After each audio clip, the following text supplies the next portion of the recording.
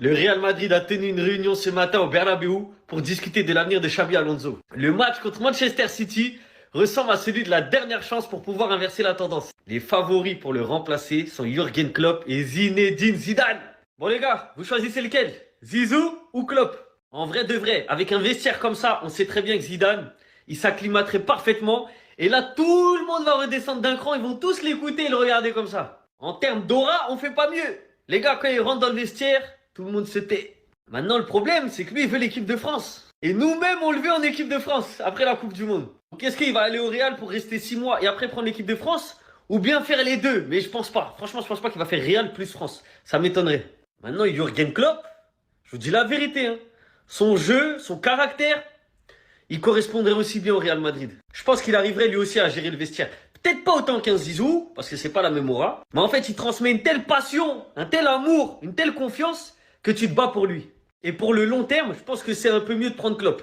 Il n'aura pas d'autre objectif. Certes, là, il travaille avec le Paris FC et Red Bull, mais c'est rien. Il peut lâcher ce poste pour venir au Real. Bon, en même temps, il y a aussi Liverpool à sauver, donc je sais pas, il pourra pas faire les deux, Klopp, hein.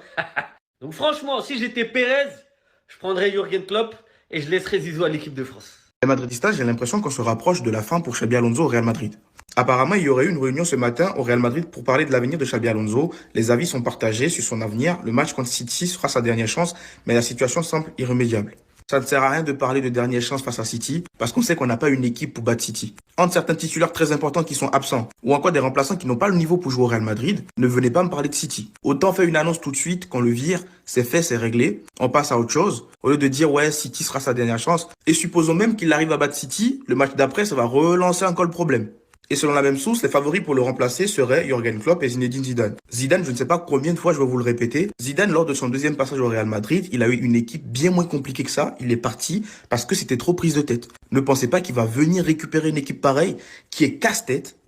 En tout cas, aujourd'hui, moi perso, je ne vois pas l'entraîneur qui va venir changer cette équipe-là. Avec une administration qui, depuis quelques années, nous fait des castings bizarres. Plusieurs joueurs ont été recrutés, pas forcément parce qu'on en avait besoin, mais parce que ces joueurs-là faisaient le buzz l'année d'avant. Et je vais vous donner des exemples. Ceballos avec Arsenal, quand on le ramène au Real Madrid, c'est parce qu'il fait une top saison avec Arsenal. Et pourtant, au fond de nous, on savait clairement qu'il n'aurait pas eu du temps de jeu parce que c'était à l'époque Kroos, Modric, Casemiro, il n'aurait pas eu de place. On avait besoin d'un ailier pour mettre Rodrigo en concurrence sur l'aile droite. Tu ramènes Brahim Diaz, qui était numéro 10 à l'AC Milan et qui avait tout pété, qui faisait la une des journaux. Brahim Diaz, l'AC Milan et tout numéro 10. Tu le ramènes au Real Madrid pour qu'il joue ailier. Tu ramènes Kylian Mbappé qui joue en 9. Moi, je dis pas que c'est l'arrivée de Kylian Mbappé qui pose problème. C'est juste que Kylian Mbappé, tu peux le ramener, mais le jouer sur un côté. Tu le ramènes pour qu'il joue en 9.